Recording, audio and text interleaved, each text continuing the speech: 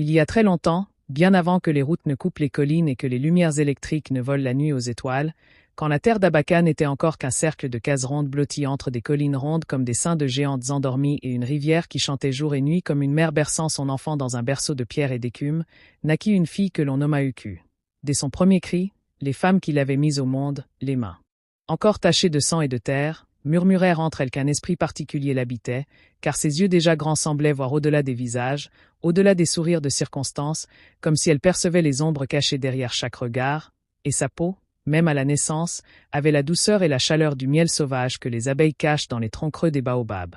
Les années passèrent, lentes et lourdes comme des saisons de pluie, et la petite fille devint une jeune femme d'une beauté si parfaite, si absolue, qu'elle faisait taire les oiseaux sur leurs branches quand elle passait sur les chemins de terre rouge, les oiseaux arrêtaient leur chant comme s'ils craignaient de profaner une telle présence, les chiens cessaient d'aboyer, les enfants oubliaient de courir, et même le vent semblait retenir son souffle. Ses cheveux noirs tombaient en cascade jusqu'à la taille, ondulant comme une rivière nocturne sous la lune, ses yeux brillaient comme deux étoiles tombées du ciel et restées prisonnières de son visage, et sa démarche était si droite, si assurée, si pleine d'une dignité presque royale, qu'on aurait dit qu'elle marchait sur un fil invisible tendu entre la terre rouge d'Abaka et les ancêtres qui veillaient depuis les nuages. Mais cette beauté n'attirait pas seulement l'admiration, elle inspirait aussi une peur sourde, une peur qui grandissait chaque année comme une mauvaise herbe qu'on n'ose pas arracher, car Uku haïssait les hommes. D'une haine si profonde, si absolue, si totale qu'elle semblait avoir remplacé le sang dans ses veines, une haine froide, silencieuse, sans crise inutile, mais qui explosait comme la foudre dès qu'un homme franchissait la ligne invisible qu'elle avait tracée autour d'elle.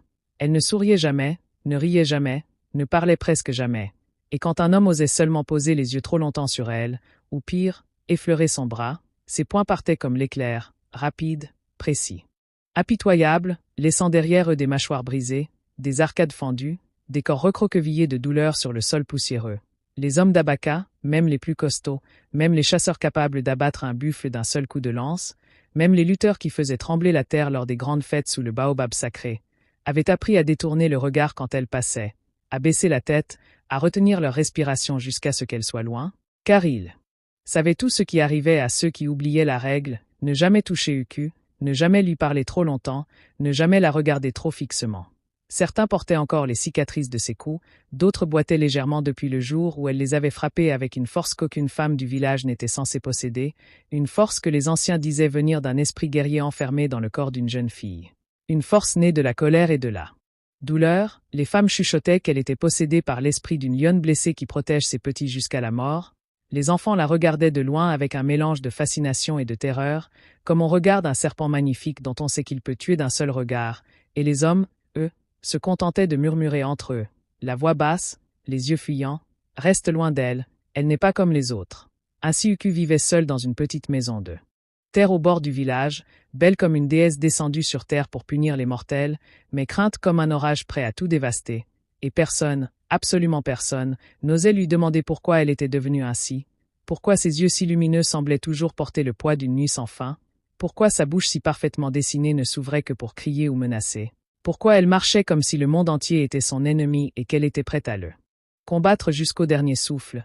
Les jours passaient, les saisons tournaient, les récoltes mûrissaient et pourrissaient, les enfants naissaient et grandissaient, mais Uku restait la même, intouchable, inaccessible, magnifique et terrifiante, une tempête enfermée dans un corps de femme, jusqu'à ce qu'un matin de marché vienne rappeler à tous que même la plus belle fleur peut cacher des épines mortelles, des épines trempées dans le poison d'une douleur qu'on n'imaginait même pas. Ce jour-là, le soleil cognait déjà dur sur Abaka, une boule de feu suspendue au-dessus des toits de paille, et l'air du marché était lourd, saturé d'odeurs sucrées de mangue trop mûre qui éclataient sous les pieds, de grains de poivre grillés qui piquaient les narines, de poissons séchés, de sueur et de terre rouge chauffée à blanc. Les voix se mêlaient en un bourdonnement incessant, les femmes interpellaient leurs enfants, les marchands vantaient leurs ignames, leurs poules, leurs colliers de perles, les chèvres bêlaient, les bébés pleuraient, et au milieu de tout ce chaos coloré et bruyant, Uku avançait comme une lame fend-l'eau, droite, silencieuse, indifférente aux regards qui se posaient sur elle comme des mouches sur du miel. Elle passait entre les étals sans jamais ralentir, sans jamais tourner la tête, ramassant d'un geste sec ses légumes, ses feuilles de manioc, son petit sac de sel, sans un mot, sans un sourire. Les yeux fixés droit devant elle comme si le monde autour n'existait pas, et puis, soudain, un jeune homme chargé de 2 énormes paniers de bananes, aveuglé par la sueur qui coulait dans ses yeux et par le poids qui lui faisait courber l'échine, la heurta violemment par mégarde. Son épaule cogna celle du cul, les paniers vacillèrent, quelques bananes roulèrent au sol, et avant même que le pauvre garçon ait eu le temps de comprendre ce qui lui arrivait, avant même qu'un seul son ne sorte de sa gorge, la main du cul fendit l'air avec la vitesse d'un serpent qui mord et la gifle retentit, un claquement sec, brutal, assourdissant, qui coupa net le marché entier. Le bruit fut si fort qu'on aurait dit un coup de fouet donné par un géant, les voix se turent d'un seul coup, les chèvres se figèrent, les enfants cessèrent de pleurer, et le jeune homme vacilla sur place, la joue instantanément rouge, brûlante, les yeux écarquillés de terreur pure. Il n'essaya même pas de se défendre, il savait, comme tout le monde, qu'on ne discute pas la loi. Du cul, il s'inclina profondément, les mains tremblantes, balbutiant. « Pardon, pardon, je n'ai pas vu, pardon. » Et sans attendre la moindre réponse, il tourna les talons et s'enfuit à toutes jambes, trébuchant presque sur les étals, disparaissant dans la foule comme un lièvre poursuivi par un léopard, tandis que les femmes secouaient lentement la tête, certaines avec un petit sourire triste, d'autres avec un soupir résigné, et que les hommes détournaient ostensiblement les yeux, faisant semblant de regarder ailleurs, car tous savaient que c'était là la loi inflexible du cul. Un contact, même accidentel, même involontaire, valait une punition immédiate, sans appel, sans discussion. Et pourtant, malgré la peur viscérale qu'elle inspirait, malgré les bleus et les cicatrices qu'elle laissait derrière elle, sa beauté était si parfaite, si magnétique, qu'elle continuait d'attirer les hommes comme la lumière attire les papillons de nuit, même s'ils savaient qu'ils allaient se brûler. Les ailes, certains, les plus naïfs, pensaient qu'en étant doux, patients, différents des autres, en lui parlant avec respect, en lui offrant des cadeaux simples et sincères, il pourrait fondre la glace qui enrobait son cœur. D'autres, plus orgueilleux, rêvaient secrètement de la dompter, de la rendre enfin douce, docile, soumise, comme les autres filles du village qui baissaient les yeux et souriaient timidement quand on leur parlait. Et ainsi les prétendants arrivaient, d'abord un par un, timides, puis par petits groupes plus hardis, apportant des poules grasses, des tissus aux couleurs vives, des colliers de cauris, des paroles sucrées, des promesses d'amour éternel murmurées sous les étoiles. Mais chaque fois c'était exactement la même chose, un rituel aussi prévisible qu'effrayant. Dès qu'un homme franchissait la limite invisible qu'Uku avait tracée autour d'elle, dès qu'une main effleurait son bras, dès qu'un regard devenait trop insistant ou qu'une voix prenait un ton trop assuré, la colère d'Uku explosait comme un orage d'été qui éclate sans prévenir, ses poings pleuvaient avec une précision terrifiante, les corps tombaient lourdement sur le sol rouge, les cadeaux étaient piétinés, écrasés sous ses pieds nus, et les prétendants repartaient le visage en sang, la lèvre fendue, l'œil poché, certains suppliant à genoux qu'on les épargne, d'autres pleurant de douleur et d'humiliation, mais aucun, absolument aucun, ne revenait jamais une seconde fois, même le fils du chef du village, ce garçon arrogant qui se pavanait partout avec ses bracelets d'ivoire et sa démarche de coq, celui que tout le monde pensait intouchable, celui qui disait haut et fort que personne n'oserait lever la main sur lui, finit par tenter sa chance, convaincu que son statut, son nom, son sang royal le protégerait. Il arriva un soir devant la maison du cul, drapé dans un tissu riche, le torse bombé, un sourire conquérant aux lèvres, et quand il posa une main trop assurée, trop possessive sur l'épaule du cul, elle le frappa si violemment, si rapidement, que le pauvre garçon perdit 2 dents sur le cou, son visage devint méconnaissable, enflé, violacé, et il revint au village titubant, incapable de parler pendant des jours, la bouche pleine de sang. Le chef lui-même, rouge de colère, les veines du cou prêtes à éclater, dut ravaler sa rage, car même lui, avec toute sa puissance, savait qu'affronter Uku revenait à défier un esprit de la forêt, une force qu'aucune lance ni aucune parole ne pouvait arrêter. Les hommes étaient fatigués, humiliés, certains pleuraient dans l'ombre de leur case, d'autres juraient entre leurs dents de se venger un jour, mais aucun n'osait lever la main sur elle, car la loi sacrée du village était claire, gravée dans le cœur de chaque enfant dès le berceau. Un homme ne frappe jamais une femme, jamais, même quand cette femme vous a brisé le nez, même quand elle vous a fait ramper dans la poussière. Les anciens, assis sous l'arbre à palabres, commencèrent à se demander sérieusement, les yeux plissés par l'inquiétude, ce qui avait bien pu transformer une si jolie petite fille, autrefois si calme, en une telle tempête humaine, une tempête qui semblait ne jamais vouloir s'apaiser. Et la légende du cul, la magnifique et terrifiante, continuait de grandir, nourrie par chaque nouveau prétendant brisé, chaque nouvelle gifle retentissante, chaque nouveau silence terrifié du marché, jusqu'à devenir plus grande que le baobab sacré lui-même. Inquiets de voir le village se diviser entre la peur et la fascination, les anciens d'Abaka, ces hommes au dos courbé par les saisons et aux voix rauques comme le vent dans les baobabs, décidèrent qu'il était temps d'agir avant que la tempête qu'était devenue Uku n'emporte tout sur son passage. Ils envoyèrent les enfants battre le tam-tam et convoquèrent Uku sur la grande place, exactement sous l'arbre à palabres dont les racines semblaient plonger jusqu'au monde des ancêtres. Là où les décisions les plus lourdes, celles qui concernaient la vie ou la mort, la guerre ou la paix, avaient toujours été prises depuis que le village existait. Le jour venu, tout Abaka se rassembla, un cercle immense et silencieux, hommes, femmes, vieillards, enfants, même les chiens restaient couchés, comme s'ils sentaient que quelque chose d'important allait se jouer. On avait apporté les tabourets sculptés, les anciens s'assirent en demi-cercle, leurs cannes posées en travers des genoux, et tous.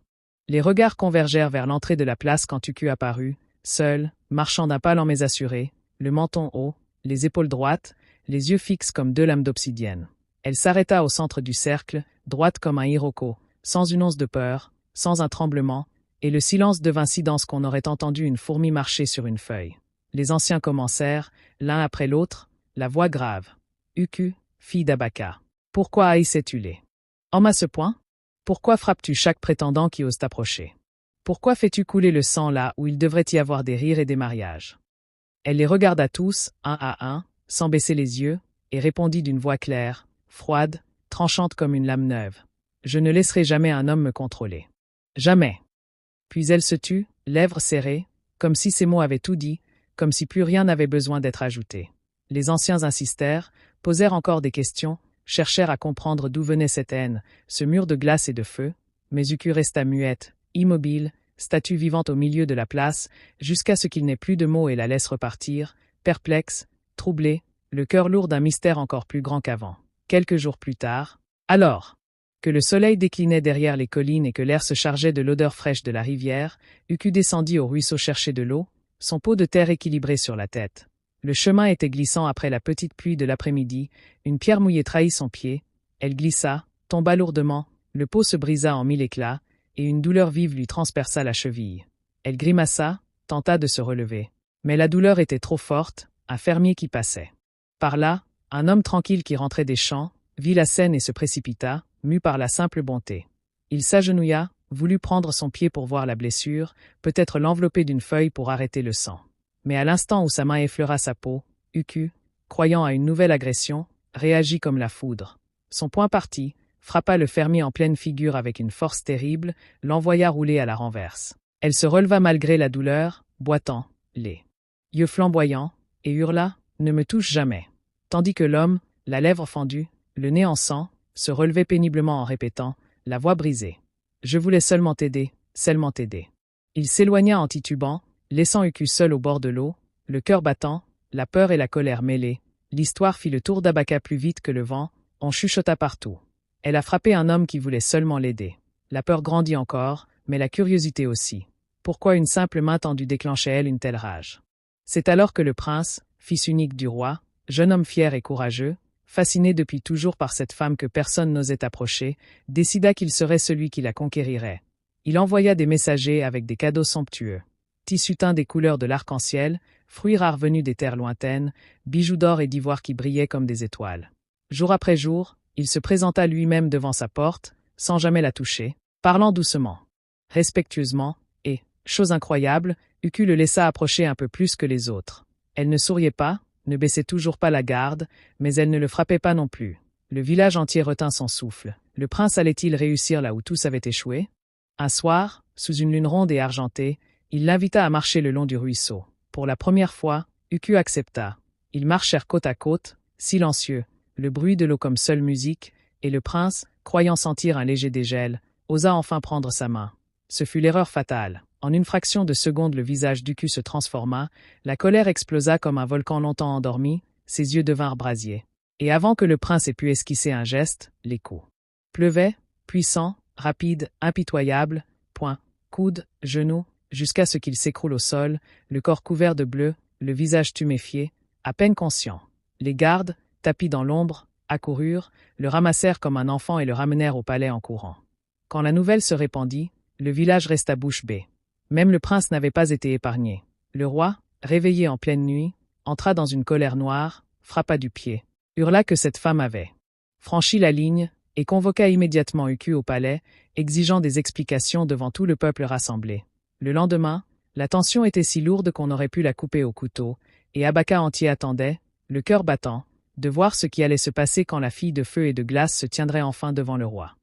Quand Uku franchit l'entrée de la grande cour du palais, Le silence tomba si lourdement qu'on aurait dit que le soleil lui-même retenait son souffle. Des centaines, peut-être des milliers de regards étaient posés sur elle, certains terrifiés comme si un lion venait de pénétrer parmi les hommes, d'autres dévorés par une curiosité brûlante, tous attendant de voir si même le roi, celui dont la parole faisait trembler les montagnes, parviendrait à faire plier cette fille de feu et de glace qui n'avait jamais plié devant personne.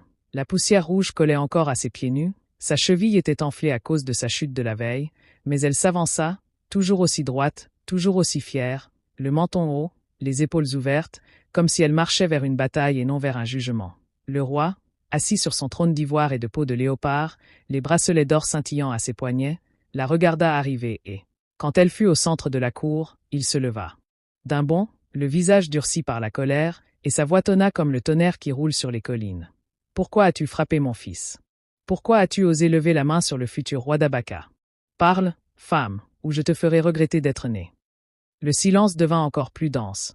On n'entendait que le souffle court des spectateurs. Uku resta d'abord muette, les lèvres serrées si fort qu'elles blanchirent, les yeux brillants d'une colère ancienne et d'une douleur si lourde qu'elle semblait peser sur ses épaules comme un rocher. Le roi répéta sa question, plus fort, plus menaçant, levant le poing, promettant les pires châtiments, les chaînes, l'exil, la honte publique, mais Uku ne bougeait pas, ne s'il 325 pas, comme si elle portait en elle un poids trop immense pour que les mots puissent sortir. Puis, soudain, quelque chose se brisa en elle, un craquement intérieur que personne ne vit mais que tous ressentirent. Ses épaules s'affaissèrent légèrement, ses yeux s'emplirent de larmes qui brillaient comme des gouttes de pluie sur des braises, et pour la première fois de sa vie, elle parla, d'une voix tremblante mais claire, une voix qui portait en elle toute la douleur du monde. Elle raconta son père, cet homme qui aurait dû être son bouclier mais qui battait sa mère chaque jour, chaque nuit, pour un rien, pour un regard de travers, pour un repas trop salé, la traitant comme une esclave, la frappant jusqu'à ce que le sang coule sur le sol de terre battue. Elle raconta le jour où sa mère, enceinte d'un petit frère qu'Uku n'a jamais connu, avait osé répondre une seule phrase, une seule, et comment son père, ivre de colère, l'avait frappée si violemment, si longtemps, qu'elle était tombée, le ventre en sang, perdant l'enfant dans une mare rouge, puis, quelques jours plus tard, la vie elle-même, laissant derrière elle une petite fille de 7 ans qui hurlait sans voix devant un corps sans vie. Uku, alors toute petite, avait tout vu, impuissante, les mains couvertes du sang de sa mère en essayant de la relever, et cette image ne l'avait jamais quittée. Elle dormait avec elle, mangeait avec elle, grandissait avec elle. Puis, après la mort de son père, emportée par une fièvre quelques lunes plus tard, elle avait été recueillie par ses oncles, croyant trouver enfin la paix, mais ceci était pire encore. Ils ramenaient des femmes au village comme on ramène du bétail, les forçaient, les brutalisaient, les jetaient dehors quand elles pleuraient trop, et même leurs propres épouses, les tantes d'Uku, vivaient dans la terreur permanente des coups, des menaces, des humiliations, dormant les yeux ouverts, le corps couvert de bleu caché sous les tissus. Jour après jour, nuit après nuit, Uku avait vu les femmes de sa vie réduites au silence par la violence des hommes, leur dignité arrachée, leurs voix étouffées, leur corps brisé, et elle avait fait un serment, là, dans le noir, serrant les poings jusqu'au sang. Jamais, jamais elle ne laisserait un homme la toucher, la contrôler, la briser comme on avait brisé sa mère et tant d'autres. Elle avait transformé sa douleur en force, sa peur en arme, sa peine en bouclier, et chaque fois qu'un homme s'approchait trop près, c'était le souvenir de sa mère ensanglantée qui guidait son poing, c'était le cri muet de toutes les femmes qu'elle n'avait pas pu sauver qui explosait dans ses coups. Quand elle eut fini de parler, quand sa voix se brisa enfin et que les larmes coulèrent librement sur ses joues, il n'y avait plus un bruit dans la cour du palais, pas un souffle, pas un mouvement, seules les larmes coulaient sur les visages des femmes, certaines à genoux, d'autres serrant leurs enfants contre elles, et même certains hommes, les plus durs, les plus fiers, baissaient la tête, honteux, les yeux rougis. Pour la première fois, le village comprenait que derrière la colère d'Uku il n'y avait pas de la méchanceté gratuite, pas de la folie, mais une blessure immense, une promesse faite à une petite fille qui n'avait pas pu sauver sa mère et qui avait décidé de sauver au moins elle-même. Le roi, ce roi tout-puissant dont la voix faisait trembler les guerriers, sentit son cœur trembler comme jamais auparavant, ses yeux s'emplirent de larmes qu'il ne chercha même pas à cacher, et il resta là, debout, muet, bouleversé, regardant cette jeune femme qui venait de lui révéler la vérité la plus dure qu'un roi puisse entendre. Le roi, ce vieux lion aux yeux rougis par les larmes qu'il ne cherchait même plus à cacher, resta un long moment immobile sur son trône, le silence de la cour si profond qu'on entendait les battements de son propre cœur. Puis il se leva lentement, les jambes tremblantes comme celles d'un homme qui vient de recevoir un coup de lance invisible, et d'une voix qui, pour la première fois de sa vie, n'était plus celle du commandement mais celle d'un père brisé. Il déclara solennellement, devant tout. Abaka rassemblé. À partir de ce jour, et jusqu'à ce que les collines s'effritent et que la rivière cesse de chanter, aucun homme d'Abaka n'aura plus jamais le droit de lever la main sur une femme. Celui qui osera sera chassé nu dans la brousse, c'est bien brûlé, son nom effacé des champs. Un murmure immense parcourut la foule, un murmure de stupeur, de soulagement, de crainte sacrée. Puis le roi pointa du doigt les oncles du cul, ces hommes gras et arrogants qui se tenaient au dernier rang, et ordonna qu'on les traîne au centre de la cour. Là, devant tout le village, on leur arracha leurs beaux tissus, on leur lia les mains, et le roi lui-même prononça leur sentence. Ils furent fouettés publiquement, non pas jusqu'au sang, mais jusqu'à ce que la honte les fasse hurler plus fort que la douleur, puis bannis pour toujours au-delà des terres cultivées, là où même les hyènes hésitent à s'aventurer. Le village n'avait jamais vu un tel jugement. Et les femmes, pour la première fois, osèrent lever les yeux sans crainte point le prince, le visage encore tuméfié, les lèvres fendues, les côtes douloureuses à chaque respiration, s'avança alors en boitant, soutenu par 2 gardes qui le lâchèrent dès qu'il fut devant Uku. Il tomba à genoux, non pas comme un vaincu, mais comme un homme qui vient enfin de comprendre le poids de ses erreurs. Il prit la poussière rouge entre ses doigts et s'encouvrit le front avant de parler, la voix rauque mais sincère. Uku, fille de courage, j'ai cru que ma force suffisait à conquérir ton cœur. J'ai eu tort. Je te demande pardon, non pas pour mes bleus, mais pour avoir pensé que je pouvais te posséder. Je jure devant les ancêtres et devant mon père que jamais je ne chercherai à te dompter.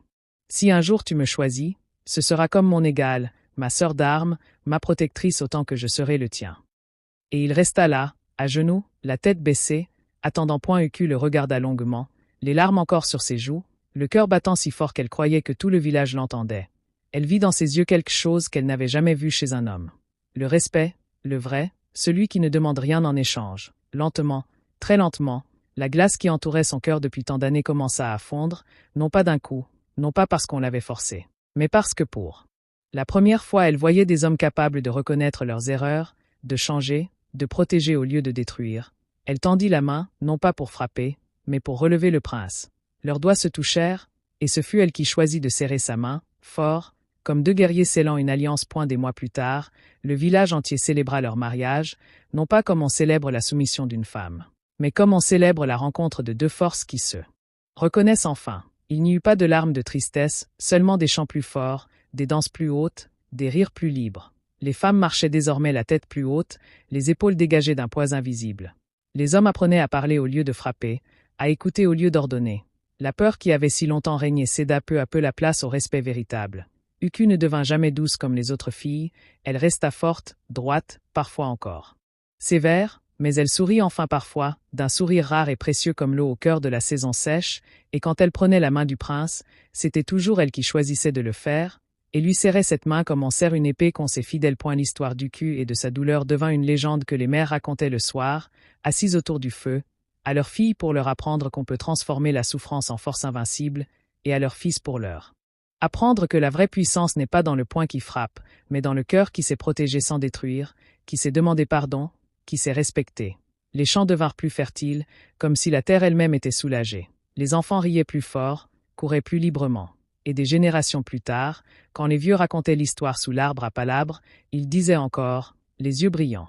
C'était la belle Uku, celle qui avait brisé des corps. Pour protéger son âme, celle qui, en révélant enfin sa blessure, avait guéri tout un peuple. Et il ajoutait toujours, pour que personne n'oublie, la plus grande force n'est pas celle qui détruit, mais celle qui, née de la douleur la plus profonde, choisit un jour de protéger plutôt que de punir, de construire plutôt que de briser, d'aimer plutôt que de haïr. Et ainsi Abaka devint un village où l'on apprit que le respect est plus fort que la violence, et que même les cœurs les plus durs peuvent s'ouvrir quand on leur offre enfin la dignité qu'ils méritent.